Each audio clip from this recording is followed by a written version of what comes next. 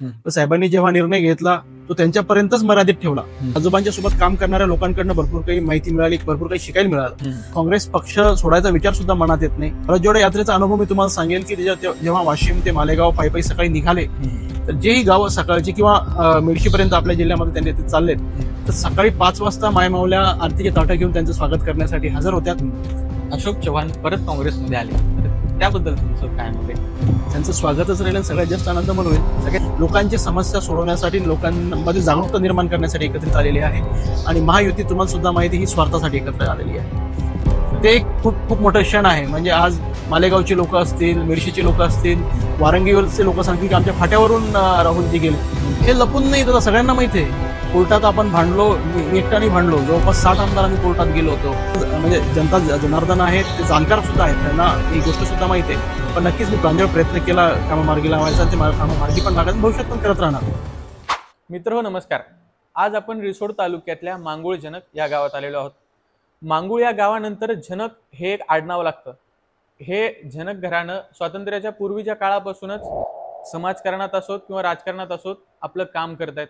आणि त्याच घराण्यातले एक सदस्य आज आपल्या सोबत आहेत, अमित सुभाषराव जनक. अमितजी सध्या रिसोड मालेगाव विधानसभा मतदारसंघाचे विद्यमान आमदार आहेत आणि तेच आपल्या सोबत आहेत. दादा, स्वागत आहे तुमचं तो माईक चेक मध्ये. नमस्कार. सर्वप्रथम जे तुम्ही राजकारणाबद्दल, तुम्हाला राजकीय प्रवासाबद्दल प्रश्न विचारल्यानंतर तुम्ही सांगता की तुमचा जो तुमची राजकारणातली जी एंट्री आहे ती ऍक्सिडेंटली, नेमकं त्याच्या मागचा किस्सा काय?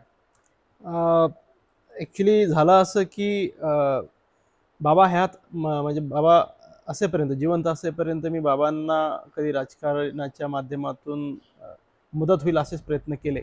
ॲक्टिव्ह पॉलिटिक्समध्ये मी तेव्हाही नव्हतो. एज्युकेशन संपल्यानंतर बाबांना मदत व्हावं हाच प्रांजळ उद्देश होता.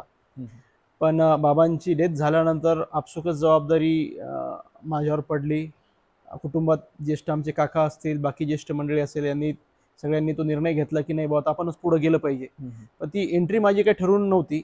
बाबा जिवंत आजही असते तर मी कदाचित राजकारणात नसतो, त्यांना मदत होईल अशीच काम मी त्यांना केलं असतं. दादा, तुमचे राजकारणातले गॉडफादर म्हणवले जाणारे अशोक चव्हाण आत्ताच रिसेंटली त्यांनी भाजपात प्रवेश केलाय. आणि त्यांच्या भाजपात प्रवेश झाल्यानंतर भरपूर आमदार त्यांच्यासोबत गेलेत, त्यांच्यासोबतचे.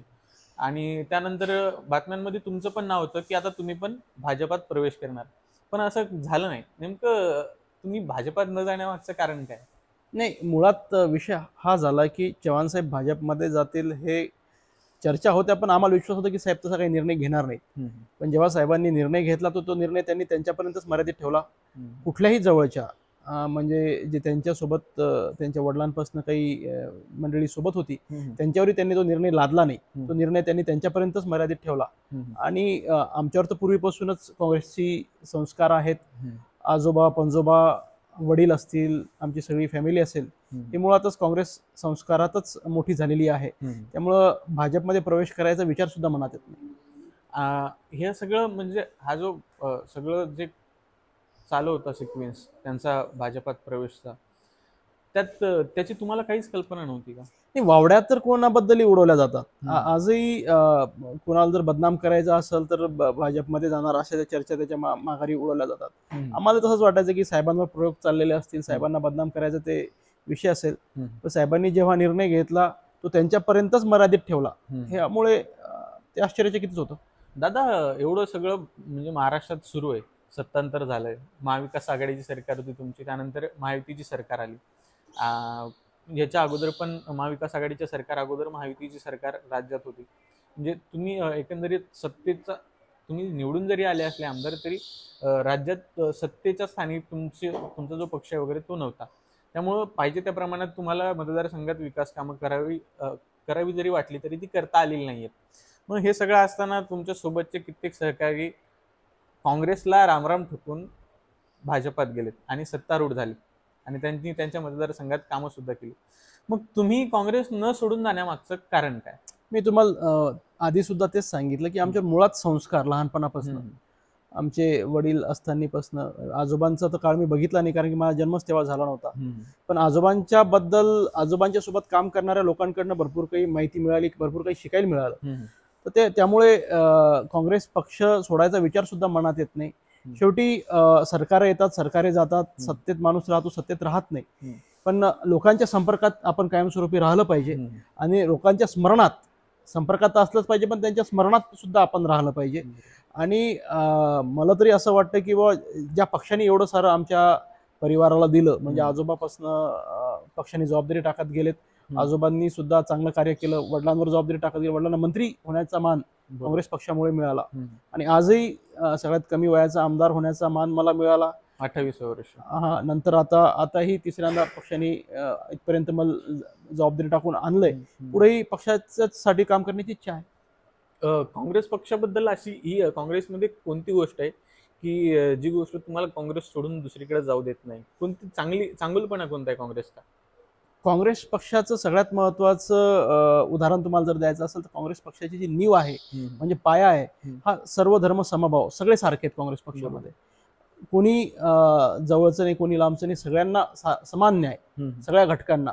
आणि काँग्रेस पक्षाची महत्वाची भूमिका आपल्या स्वातंत्र्याच्या लढ्यात जी आहे, त्यामुळे कदाचित माझे विचार त्याच्याकडे आकर्षित होतात.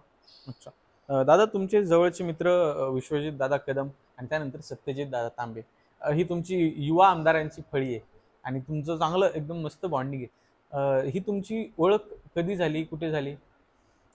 सत्यजित दादा असतील किंवा विश्वजित दादा असतील, या दोघांची ओळख होण्याचं माझं पहिला प्रसंग 2010 मध्ये आपल्या युथ काँग्रेसची निवडणुका राज्यभरात लागल्या. मी कॉलेज संपल्यानंतर कुठेतरी त्या प्रक्रियेमध्ये सहभागी झालो. तेव्हा विश्वजित दादा मांगूळ झनकमध्ये आले, ते भेटले. आपसुकच डाऊन टू अर्थ व्यक्तिमत्व ते आहे. पतंगराव कदम साहेबांचे संस्कार त्यांच्यावर आहेत, लोकांसाठी काम करण्याची त्यांची इच्छा आहे. आजही त्यांचं कार्य म्हणजे कदम साहेबांच्या पश्चात सुद्धा अतिशय चांगल्या पद्धतीने चालू आहे. त्याच निवडणुकीत दादा अध्यक्ष, विश्वजित दादा अध्यक्षपदासाठी आणि सत्यजित दादा दोघंही त्यांच्यात स्पर्धा होती. बरोबर. त्या निवडणुकीदरम्यानच सत्यजित दादांची भेट अकोल्याला माझे मित्र महेश गणगणे यांच्या घरी झाली. ते सुद्धा युथ काँग्रेसच्या अध्यक्षपदासाठी दोघांची स्पर्धा होती.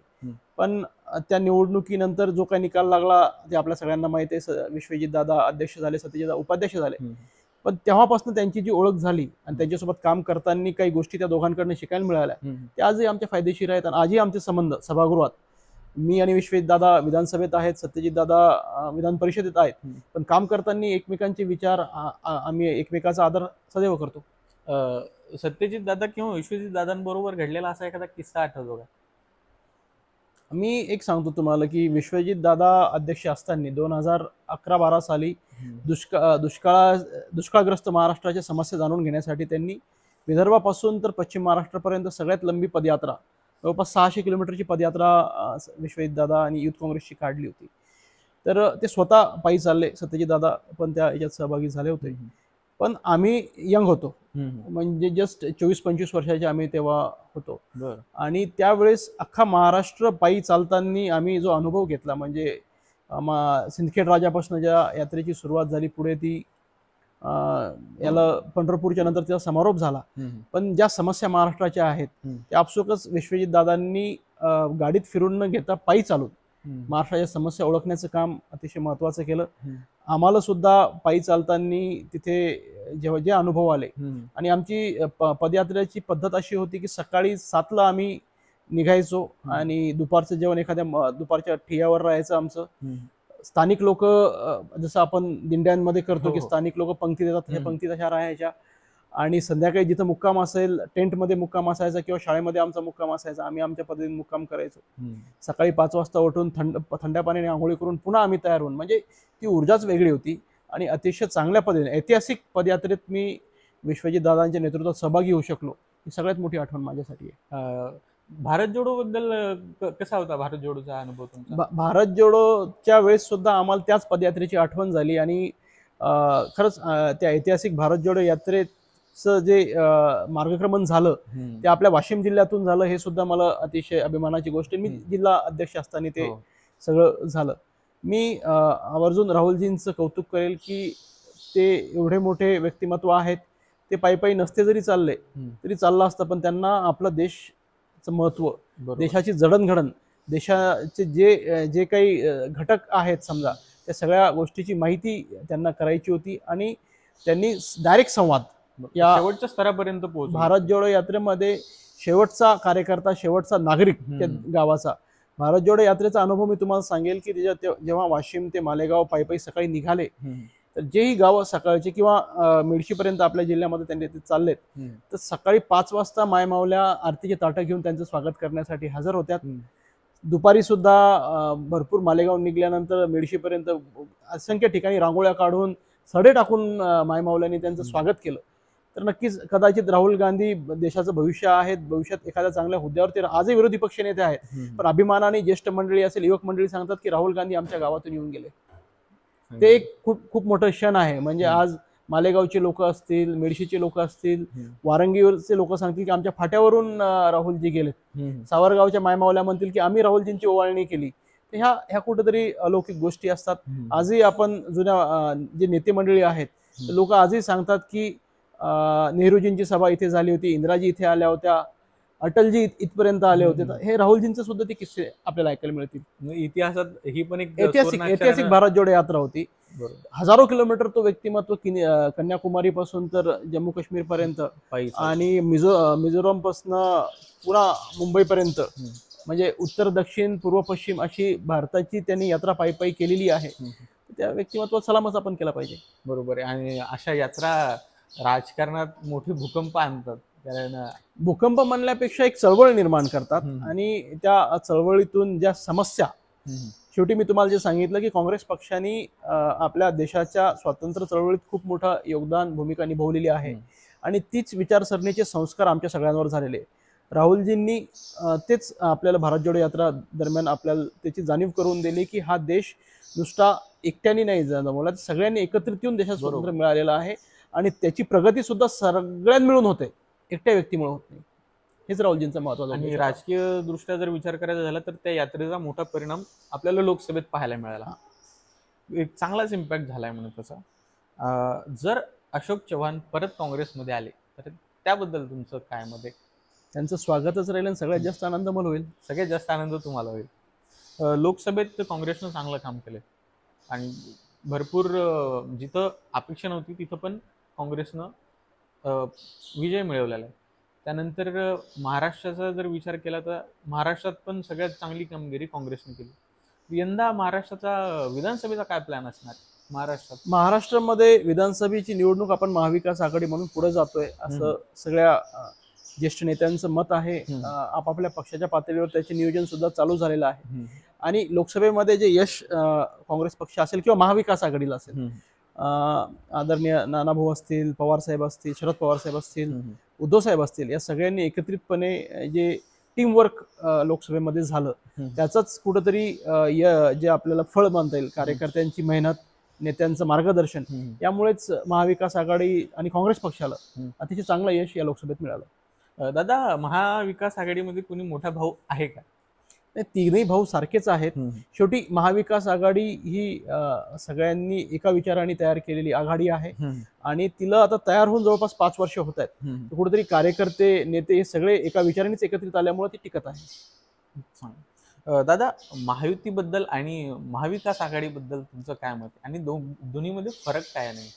सगळ्यात महत्त्वाचं म्हणजे महाविकास आघाडी, मी अजूनही तुम्हाला तेच सांगतो की ही लोकांच्या समस्या सोडवण्यासाठी, लोकांमध्ये जागरूकता निर्माण करण्यासाठी एकत्रित आलेली आहे आणि महायुती तुम्हाला सुद्धा माहिती ही स्वार्थासाठी एकत्र आलेली आहे. दादा, आता मी तुमच्या मतदारसंघातला एक तरुण मतदार म्हणून तुम्हाला काही प्रश्न विचारतो.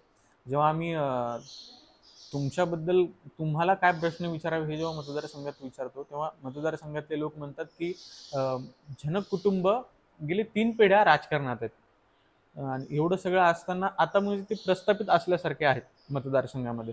एवढं सगळं असताना, एवढे वर्ष सत्ता भोगत असताना मतदारसंघाचा पाहिजे त्या प्रमाणात विकास झाला नाही. अजूनही आपल्या मतदारसंघातल्या मुलांना शिक्षणासाठी बाहेरगावी जावं लागतं, पुण्या मुंबईसारख्या ठिकाणी. रोजगाराच्या संधी पण आपल्याकडं मुबलक प्रमाणात आहेत, मुबलक म्हणजे नसल्यासारख्याच आहेत. मुंबई, पुण्यासारख्या ठिकाणी आपल्या मतदारसंघातल्या मुलांना जावं लागतं. क्रीडा क्षेत्राचा जर विचार केला तरी क्रीडा क्षेत्रात पण आपण मागं आहोत. त्याचबरोबर शिक्षणाचा विचार केला तर चांगल्या प्रकारचं उच्च प्रतीचं शिक्षण आपल्या मतदारसंघात किंवा जवळपास मुलांना उपलब्ध नाही. त्यामुळे पण मुलांना मतदारसंघ सोडून दूर जावं लागतं. ज्यांची परिस्थिती एवढी चांगली नाही आहे त्यांना पण खिशाला न परवडणारं शिक्षण नाईलाजानं तिकडे घेता येत नाही म्हणून गावातच थांबावं लागतं आणि ते चांगल्या शिक्षणापासून वंचित राहतात. याबद्दल काय सांगाल? सर्वप्रथम मी तुम्हाला सांगू इच्छितो की आपला हा जो मतदारसंघ आहे 2 तालुक्यांचा आहे आणि ग्रामीण बहुल आहे. मूळतः ॲग्रो बेस्ड सगळं इकॉनॉमी आपल्या या मतदारसंघाची आहे. 90% हे शेतकरी आपल्या मतदारसंघात आहेत आणि शेती ही मुख्य व्यवसाय आपल्या मतदारसंघातील लोकांचा आहे. आजच्या काळात तुम्ही जो मला प्रश्न विचारला तर मी सांगेल की रिसोड मतदारसंघाची निर्मिती ही 2009 साली झाली. पूर्वी मेडशी मतदारसंघ होता, त्यामध्ये मालेगाव तालुका पूर्ण होता. रिसोड तालुक्यातले काही गावं होते, रस्त्याच्या अलीकडचे सगळे गाव होते. रिसोड तालुक्यातली काही गावं होते आणि वाशिम तालुक्यातली काही गावं होते. पण नंतर 2009 मध्ये डिलिमिटेशन झाल्यानंतर रिसोड आणि मालेगाव 2 तालुके मिळून हा मतदारसंघ तयार झाला. आपण वाशिमवरून येताना रिठत पासून जो रस्ता सुरू होतो लोणीपर्यंत, तो पूर्ण रस्ता अख्खा वाशिम मतदारसंघात होता.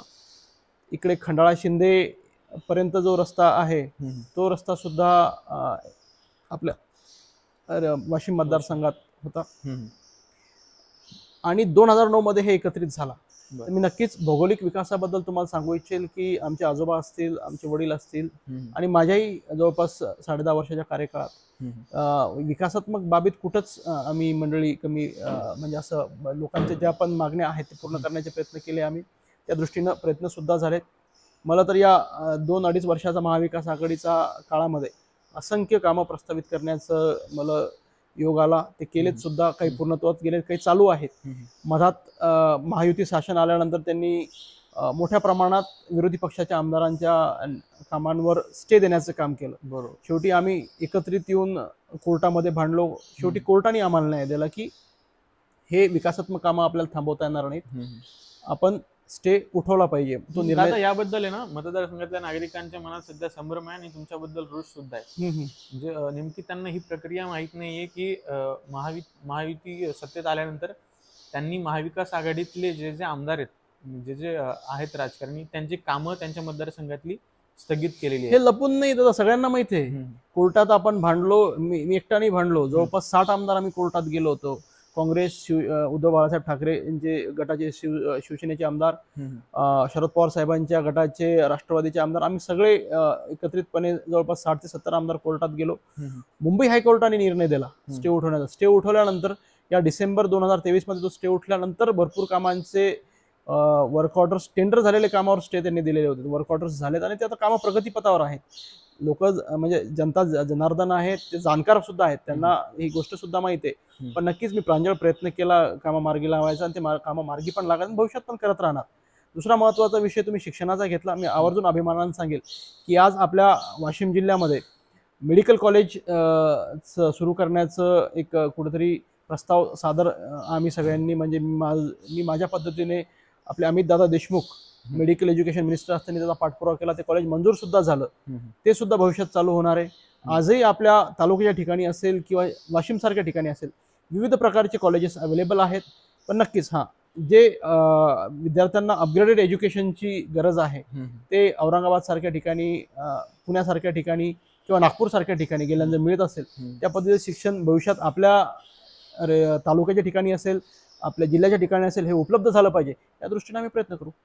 आणि दादा, शेतीबद्दल बोलायचं असलं तर आपल्या परिसरातले शेतकरी पाहिजे त्या प्रमाणात महाराष्ट्रातल्या इतर भागाबद्दल किंवा पश्चिम महाराष्ट्रासारखे एवढे प्रगत नाहीत. शेतीसोबत जोडधंदा करण्यात ते जास्त उत्साहित नसतात आणि जे पारंपरिक पिकं आहेत त्याच्याकडे ते लक्ष देत असतात. आपल्याकडं सिंचनाचं जरी झालं तरी सिंचन कमी प्रमाणात आहे आपल्याकडं.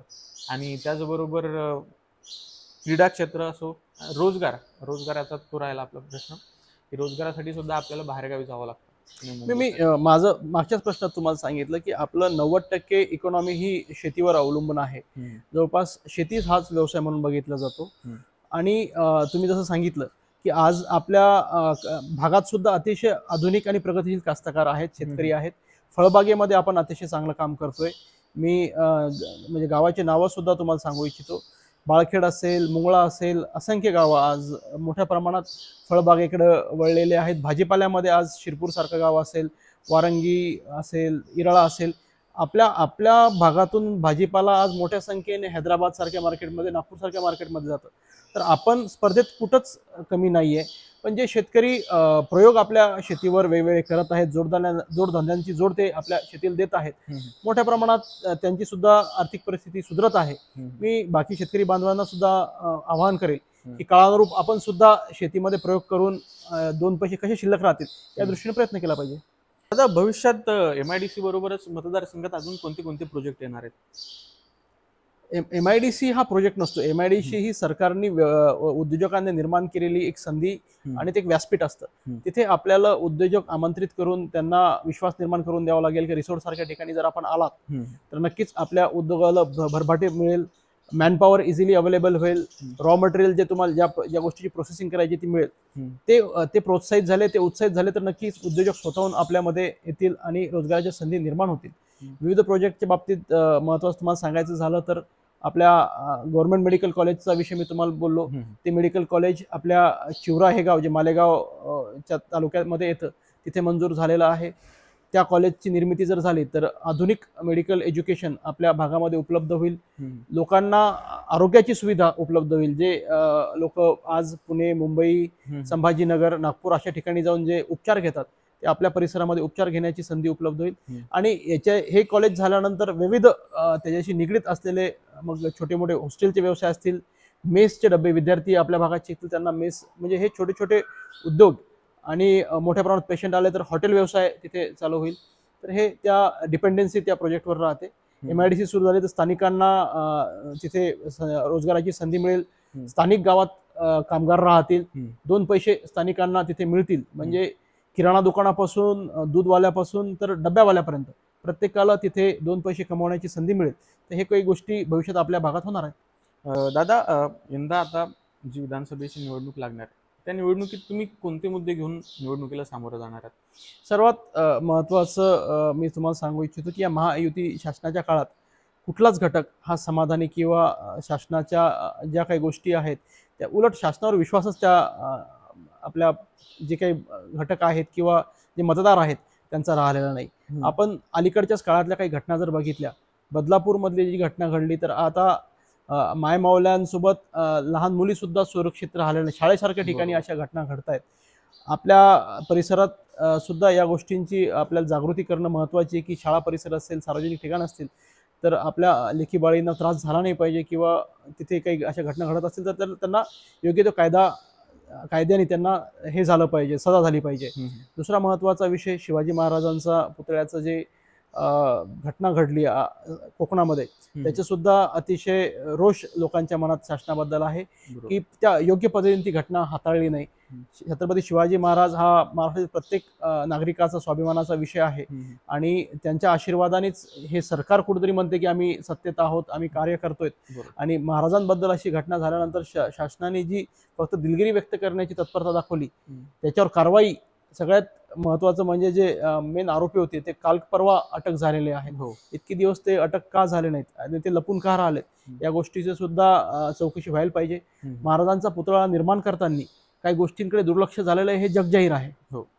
ते का झालं? कारण की शिवाजी महाराजांचा पुतळा आज ग्रामीण भागात जर आपल्याला बसवायचा म्हटला, तुम्हाला सांगतो की वर्ष त्या लोकांना परवानग्या काढायला लागतात. बरोबर. आजही भरपूर ठिकाणी असं आहे आपल्याच काही तालुक्यांमध्ये, आपल्या दोन्ही तालुक्यांमध्ये की शिवाजी महाराजांचे पुतळे तयार आहेत, पत्राच्या टिनाच्या संरक्षणामध्ये ते ठेवलेले आहेत, फक्त परवानगी अभावी ते बिचारे मांडू शकत नाही. मग त्यांना इतके कडक नियम आणि तिथे इतकं सुटसुटीत का? कारण की ते शासनाने पंतप्रधानांच्या हस्ते त्यांना पुतळ्याचं अनावरण करायचं होतं म्हणून इतके सुटसुटपणा आणि नियमांना बगल देऊन तो कार्यक्रम करून घेतला. माझं म्हणणं आहे की नियम सगळ्यांना सारखेच असले पाहिजेत. देशाचे पंतप्रधान अरबी समुद्रातल्या शिवाजी महाराजांच्या पुतळ्याचं भूमिपूजन करून 5 वर्ष आज. बरोबर. त्या पुतळ्यासाठी गावागावातनं माती आपण पाठवलेली आहे. सगळ्या राज्यातल्या प्रत्येक खेड्यातली माती शिवाजी महाराजांच्या पुतळ्यामध्ये एक प्रतीक म्हणून ते स्मारकामध्ये वापरणार होते. आज त्या पुतळ्याचं भूमिपूजन होऊन 5 वर्ष झाले आणि अजूनही ते पुतळ्याचं काम सुरू झालेलं नाहीये. हे कुठंतरी शिवाजी महाराजांच्या जे काही नावावर राजकारण करणारे लोक आहेत यांनी ते राजकारण न करता जे शब्द शिवाजी महाराजांच्या इतिहासाबद्दल लोकांना माहिती झाली पाहिजे, स्मारक झाल्यानंतर त्यांचा जो उद्देश होता की जगविख्यात तिथे मोठं एक गॅलरी शिवाजी महाराजांच्या बद्दलची माहितीची येणाऱ्या पिढीला माहिती देणारी होणार होती. पण ते आज कुठेच प्रगतीपथावर दिसत नाही किंवा कुठलंच कार्य ते चालू होत नाहीये. त्यामुळे शासनाने दुटप्पी भूमिका सोडावी. आज शेतकरी बांधव मोठ्या प्रमाणात आपण बघतोय की पीक विमा असेल, नैसर्गिक आपत्ती असेल, शेतमालाला भाव असेल, कुठलंच समाधान शेतकरी बांधवांना नाहीये. आज सोयाबीन, उडीद, मूग, तूर, त्याच्यानंतर हे जे भाव आपल्या साधे हमी भावावर सुद्धा हे पिकं विकल्या चालले नाही आहेत. आणि निसर्ग कोपलेला आहे. सततच्या पावसामुळे जे नुकसान आज शेतकऱ्यांच्या मोठ्या प्रमाणात होत आहे, त्यात शासन कुठेतरी खंबीरपणे त्यांच्या पाठीशी उभं राहताना दिसत नाहीये. त्यामुळे हेच मुद्दे घेऊन आम्ही निवडणूक लढणार. दादा, यंदा रिसोड मालेगाव विधानसभा मतदारसंघात दरवर्षीप्रमाणे यंदा पण चुरस पाहायला मिळणार आहे. आणि त्याच संबंधीचा एक प्रश्न विचारतो. मागच्या वेळेला तुम्हाला चांगली टक्कर देणारे अनंतरावजी देशमुख, जर त्यांची मुलाखत तुम्हाला घ्यायला मिळाली तर तुम्ही घ्याल का? नक्कीच आवडेल. आणि घेतली तर मग नेमके काय प्रश्न असतील त्यात? प्रश्न तर आता एकदम तर नाही, पण त्यांनी ज्या पद्धतीने कार्य केलेलं आहे, म्हणजे माझं जेवढं वय नाही तेवढं त्यांची राजकीय कार्यकीर्द आहे. आणि अशा काळात त्यांनी सुरुवात केली की ज्या काळात सोर्सेस आज आपण बघतोय की वाहनं असतील, मोबाईल असेल, हे सगळ्या गोष्टी, त्या काळात तर मोटरसायकली, बैलगाडीवर प्रचार व्हायचा. अशा काळात त्यांनी सुरुवात केली होती. आणि त्या काळात या काळात सुद्धा म्हणजे सगळं ट्रान्सफॉर्मेशन राजकारणाचं त्यांनी जवळून बघितलेलं आहे. हे अनुभव विचारण्याचा नक्कीच प्रश्न विचारायचा. दादा, भरपूर आज जवळपास 10-12 वर्ष झाले तुम्हाला राजकारणातून. एखादा मजेशीर किस्सा सांगाल का राजकारणात घडलेला? जसं की असं सांगता येईल की मागच्या टर्ममध्ये शेतकरी कर्जमाफीची मागणी आम्ही जोरदार करत होतो. सुधीर भाऊ मुनगंटीवार हे अर्थमंत्री होते आणि ते बजेटचं भाषण आपलं वाजत होते. आणि झालं असं की आम्ही सगळे घोषणा समोर त्यांच्यासमोर देऊन येत होतो. बोर्ड त्यांच्या तोंडासमोर, म्हणजे सुधीर भाऊ भाषण देताना कोणाला दिसलेच नाहीत, हा आमचा उद्देश होता. मग शेतकऱ्यांची कर्जमाफी करा असा गोंधळ आम्ही जवळपास 2.5-3 घंटे आम्ही सगळ्यांनी घातला. काही ज्येष्ठ मंडळी आम्ही होतो. शुक्रवार दिवस होता, बजेट झालं, आम्ही घरी वापस गेलो आणि रविवारी रात्री वापस अधिवेशनासाठी निघलो. सकाळी आटपून सभागृहाकडे निघलो असताना सभागृह जवळाल्यानंतर आमचे मित्र स्वर्गवासी बाबूराव शिंदे यांचा मला फोन आला. भाऊ म्हणे टीव्हीवर बातमी यायला लागली, तुम्ही निलंबित केले असं टीव्हीवर दाखवून राहिलं.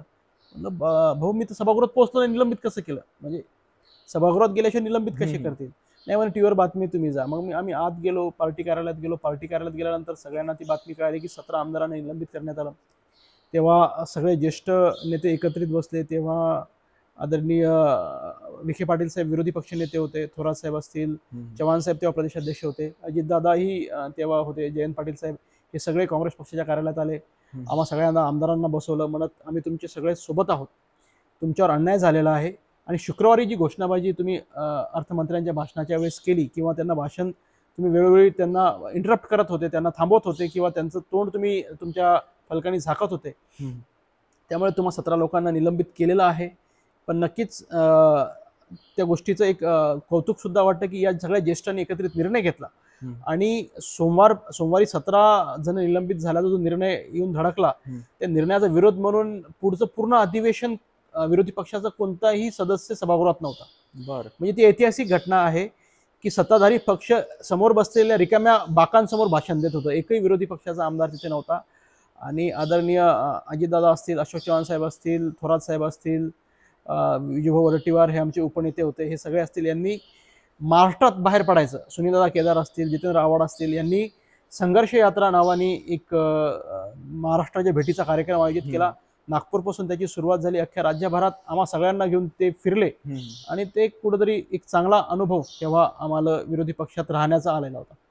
एकंदरीत मजेशीर पण होता. आणि थोडा मजेशीर याच्यासाठी होता की मी सभागृहात गेलोच नाही, निलंबित झालो, ही बातमी आली तर थोडी ती गमतीशीर वाटली की बा आपण सभागृहात अजून पोहोचलोच नाही, निलंबित कसं केलं. पण ते शुक्रवारच्या गोंधळा आम्ही जो शुक्रवारी बजेटच्या कार्यक्रमात गोंधळ घातला होता त्यामुळे आम्हाला निलंबित केलं होतं. दादा, सध्या महाराष्ट्रामध्ये आणि देशभरात बलात्काराचं वातावरण सगळीकडे पाहायला मिळतं. जनतेत त्या बलात्कार करणाऱ्या लोकांबद्दल रोष पाहायला मिळतो. आणि नेमकंच ममता दीदींनी एक बिल पण आणलंय बलात्काराच्या विरोधात की 21 दिवसाच्या आत त्याला फाशीची शिक्षा, नाही तर त्यावर काहीतरी कारवाई होईल. हे जे बलात्काराचं प्रमाण वाढतंय महाराष्ट्रामध्ये किंवा देशभरात, ह्याबद्दल काय सांगाल? मुळात ही घटना अतिशय दुर्दैवी आपल्या मायमावल्यांच्या बाबतीत असेल किंवा आपल्या भगिनींबाबतीत होते, ही सगळ्यात अतिशय दुर्दैवी घटना असते. त्याला कडक शिक्षा व्हायलाच पाहिजे, हे मत माझंच नाही तर प्रत्येक नागरिकाचं आपल्या देशातलं आहे.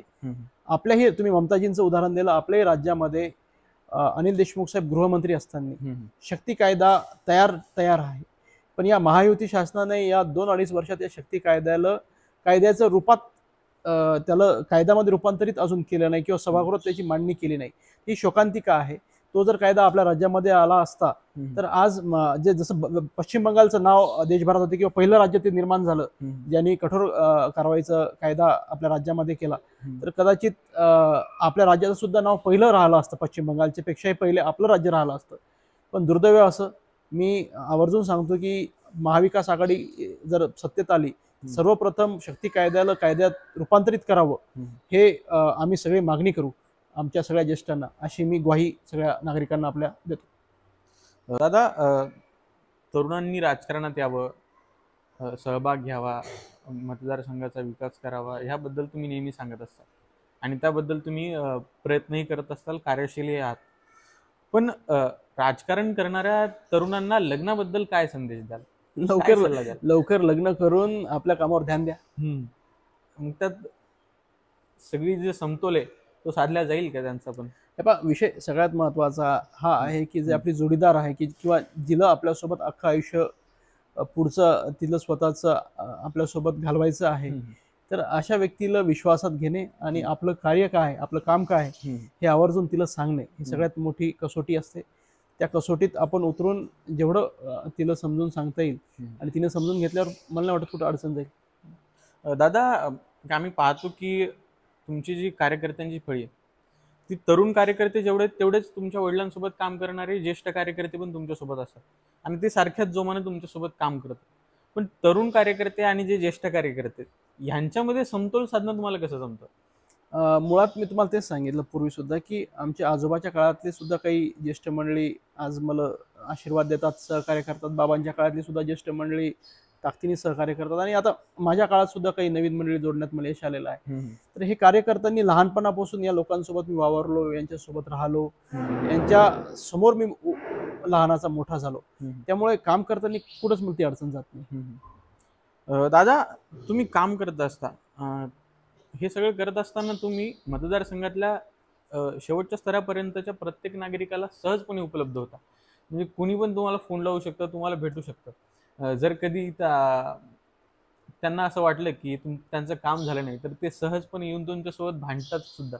हा जो एवढा चांगला बॉन्ड आहे म्हणजे मतदारामध्ये आणि तुमच्यामध्ये, हा कसा आहे, तयार कसा झाला नेमका? मुळात मी तुम्हाला जे सांगितलं की लहानाचाच मोठा मी या सगळ्यांसोबत झालो आणि स्पष्ट संवाद या सगळ्या मध्ये मी ठेवण्याचा प्रयत्न केला. तुम्ही जे फोनचा विषय सांगितला, मी आवर्जून प्रत्येकाचा फोन रिसिव्ह करण्याचा प्रयत्न करतो. उचलणं नाही झाला तर मी कॉलबॅक करतो, त्यांना त्यांचं समस्या समाधान करण्याचा प्रयत्न करतो. काही विषय असे आहेत, तुम्ही जे मगाशी मला विचारला ते किस्सा मला आठवला की रात्री 12:30-1 वाजता मला एक म्हणजे नाव घेणार नाही पण जवळचेच त्यांनी कॉल केला आणि सहज कॉल केला म्हणून मला सांगितलं. म्हणलं दादा इतक्या रात्री केला तर सहज तर कोणी करणार नाही, काहीतरी सांगा. नाही म्हणे भाऊ आम्ही शेतात बसलेलो आहोत, आम्ही सगळे एकत्रित आलो, आमची शर्यत लागली होती की तुम्ही फोन उचलता का नाही. म्हटलं आता मी फोन उचलला, तुम्ही जिंकले घाले. नाही म्हणे मी जिंकलो, पण आता आम्ही जिंकल्यानंतर पार्टी जिथे ठेवू, तुम्हाला जेवायला यावं लागेल. मला मी जेवायला येणार नाही पण अशी परीक्षा माझी घेऊ नका, असं मी त्यांना गमतीत म्हटलं होतं. पण असे काही गमतीशीर विषय आहेत. दादा, आपल्या या मुलाखतीचा शेवटचा टप्पा, मी तुम्हाला काही नावं सांगेन, तुम्ही त्या व्यक्तिरेखेला तुमच्या समोर इमॅजिन करायचं आहे आणि त्यांच्याबद्दल 2-3 शब्द बोलायचे किंवा नाही त्यांच्यासोबतच संपर्क साधायचा, थेट 2-3 शब्दात त्यांच्याशी बोलायचं. सगळ्यात पहिलं नाव स्वर्गीय सुभाषराव जनक. बाबांचंच नाव पहिलं घेतलं तुम्ही. बाबांना तर मी एवढंच म्हणजे त्यांना समोर इमॅजिन करायचं का? हो, समोर इमॅजिन करायचं. मी एवढंच म्हणेल की बाबा थोडी तब्येतीची काळजी घ्यायला पाहिजे होती. राहुल गांधी. लगे रो बॉस. नरेंद्र मोदी. मोदी साहेब आता पंतप्रधान आहेत देशाचे, काय सांगायचं. मी एवढंच सांगेल की लोकांसोबत मन की बात केल्यापेक्षा लोकांच्या मनातली गोष्ट तुम्ही आवर्जून माहिती करून घ्या आणि लोकांच्या मनात काय ते निर्णय घ्या. कंगना रानौत. ताई तुम्ही हिरोईन आहात, हिरोईनच शोभतात. दादा याच्यानंतर मी जे नाव घेणार आहे त्या नावाबद्दल तुम्हाला 3च शब्द बोलायचे. 3 शब्द त्या व्यक्तीला तू यार बोलायचं. परीक्षा घेऊन राहा. अर्थात नाव इंटरेस्टिंगच आहे, हा, पण तुम्ही 3च शब्दात उत्तर द्यायचे दादा. हा, हा. वहिनी साहेबांबद्दल 3 शब्दात बोलायचे. अरे अरे ते खतरनाकच सांगितलं. त्यांच्याशी 3 शब्द बोला. Really thank you. चांगल्या पद्धतीने उत्तर दिले दादा. दादा गणेश उत्सव सुरू आहे आणि तुम्ही बाप्पाकडे काय मागणी मागाल? सर्वप्रथम तर मी माईक चेकच्या या व्यासपीठावरनं तुम्हा सगळ्यांना शुभेच्छा देतो की तुम्ही एक नवीन व्यासपीठ आपल्या मातीतून निर्माण करताय. म्हणजे आपल्या मातीतले तुम्ही आहात. आपल्या मातीतले जे विविध विषय जागरूक व्यक्तिमत्व आहेत त्यांना या व्यासपीठावर आणण्याचा आपला प्रयत्न आहे आणि तुम्ही मला संधी दिली त्याबद्दल मी तुमचा आभार व्यक्त करतो. माईक चेकच्या माध्यमातून आपल्या भागातील मंडळीचं व्हॉइस चेक आपण सगळेजण करणार आहात. त्याबद्दल तुमच्या टीमला मी शुभेच्छा देतो आणि नक्कीच आवर्जून गणपती बाप्पांचं स्वागत करतो आणि त्यांच्याकडनं अपेक्षा व्यक्त करतो की आमच्या शेतकरी बांधवांनी अतिशय मेहनतीने यावेळेस शेतीचं नियोजन केलेलं आहे. आत्तापर्यंत निसर्गाने शेतकऱ्यांना या 15 दिवसापर्यंत साथच दिली, पण या 15 दिवसात अतिशय निसर्ग कठोर झालेला आहे. हे तोंडाचा पर्यंत आलेला घास गणपती बाप्पा तुमच्या आशीर्वादानं घरापर्यंत येऊ द्यावा ही नक्कीच प्रार्थना मी सगळ्या शेतकरी बांधवाकडनं कष्टकऱ्यांकडनं गणपती बाप्पा तुमच्या चरणी करतो. दादा धन्यवाद.